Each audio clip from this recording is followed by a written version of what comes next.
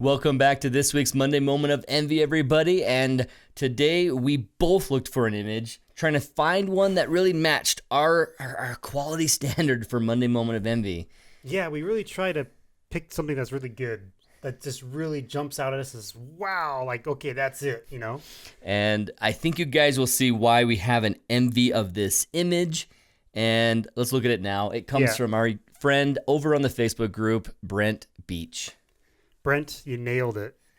I mean, seriously. He said he drove 5 hours to take this image. That means it's 10 hours of driving time, okay? Just to get this shot.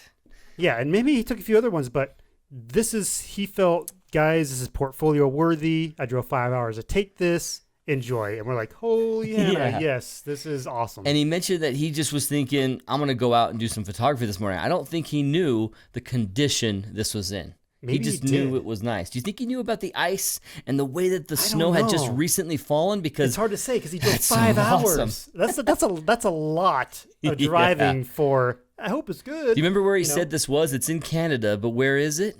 I don't know if he said. Here, pull it up while I look at some of these things, because this image is from Alberta area. On his Instagram it says Sunwapta Falls in Jasper National Park. Oh, Jasper National Park. That's awesome. Wow. It's just, it looks like he's floating above the subject. He mentioned, what is this vantage point he's at? He says there's a bridge nearby that you can go on, but instead he changed it, and you had a different view of it. His Instagram has a slightly different view. I was just noticing. So it looks like he's standing out on the edge there on the rock, even looking this is down. Amazing. I know. Okay, let's talk about what the composition is that makes it so giddy, because you've really got a shape. Oh, let's make sure I'm right, and let's go here, guys. So you really got an interesting shape down here that's coming up to a point where the inside of this cave, you see the obvious ledge where these rocks are coming to their height point and their wall point, making that ledge. And it's all coming right into the center there, drawing your eyes to that point. And with this shape that's coming up here, it has a counter shape. It has this, a way to balance the composition is to have a shape and then have the anti-shape, the counter of that shape. And it's not so much the exact shape of the triangles, but they go out and take up space and balance the image right there. And it's just center-weighted, completely center-weighted. Yeah. And very symmetrical. But still very amazing. Interesting. Oh, yeah. And so if you look at all the shapes in this image, let me draw this a little better so I can see some of the shapes in the background. So I got this shape right here. I got the outer side of this water that is all being featured very easily with the snow hitting the water source. Then the banks that come around with the trees, mirror and echo all those shapes. Trees going up, they break the plane right here so it's not too boring. You know, you've got these interesting spires coming up in the center. And then the background, he's cutting off probably some of the best mountains you've ever seen, because this composition is just solid without them. I know. You've got these glorious mountain peaks coming up and off the frame. They're all in different positions. It makes you guess, like, what else is in behind there? You long for more. Yeah. And so this composition, center-weighted, completely symmetrical focused on being symmetrical, and then uses shapes, lots of shapes to its advantage in the composition. Lots of great shapes. I mean, looking at the color composition,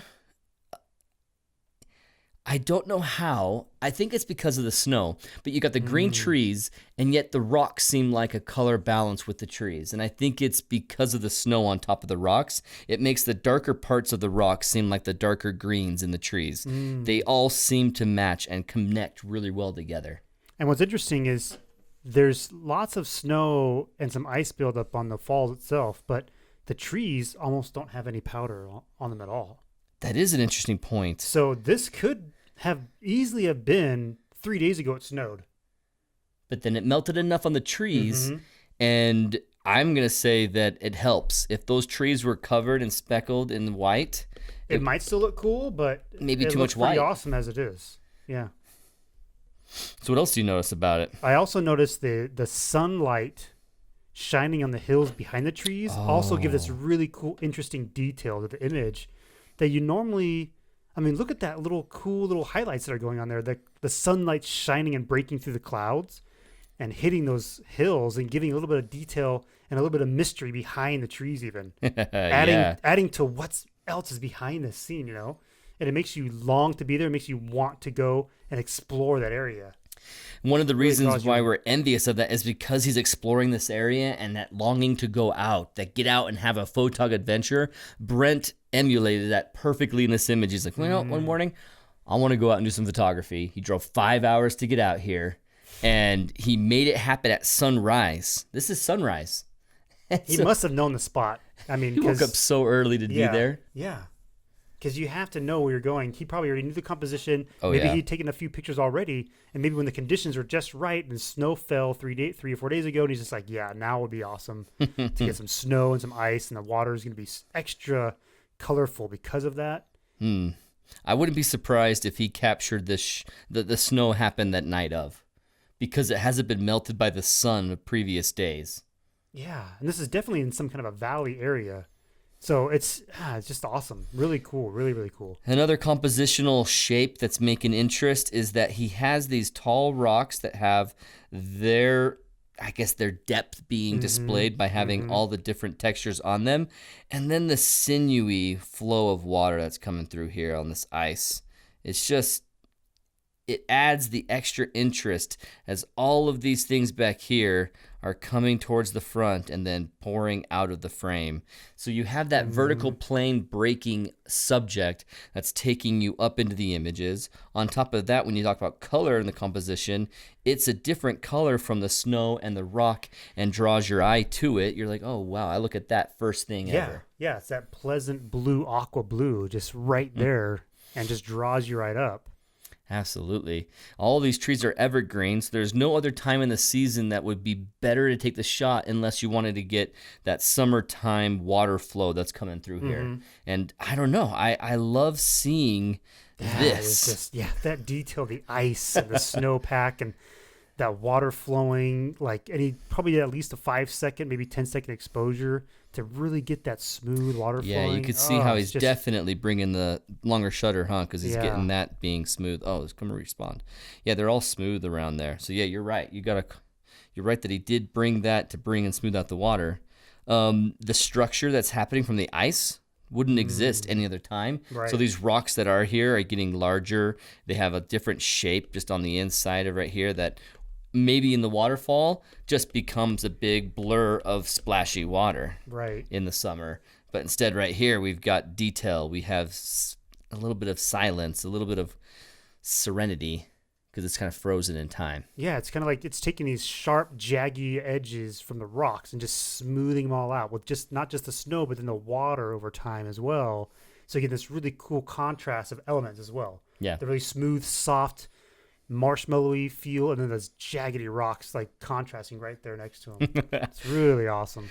The last thing I'll mention about it is that Brent was really smart with how easy would it have been? You show up to this spot and all you're looking at is right here. It'd be so easy to look straight down there and focus your composition and bring this higher up in your composition. But when you look at the thirds, well, that was way off this time. You look at your thirds, let's just do it a little bit lower on the third there. I'm going to be... You look at your thirds, and he's taking advantage of the full image doing this. If he had gone and moved everything up, we would have had this circle shape right here, and then the trees would have been off frame and going in, and there just wouldn't have been space for a lot of shape that's happening right here. Misbalanced, yeah. It would have been imbalanced. And even though you think, well, these are kind of boring, they're not. They're helping that top third have some shape and structure, which we've already drawn.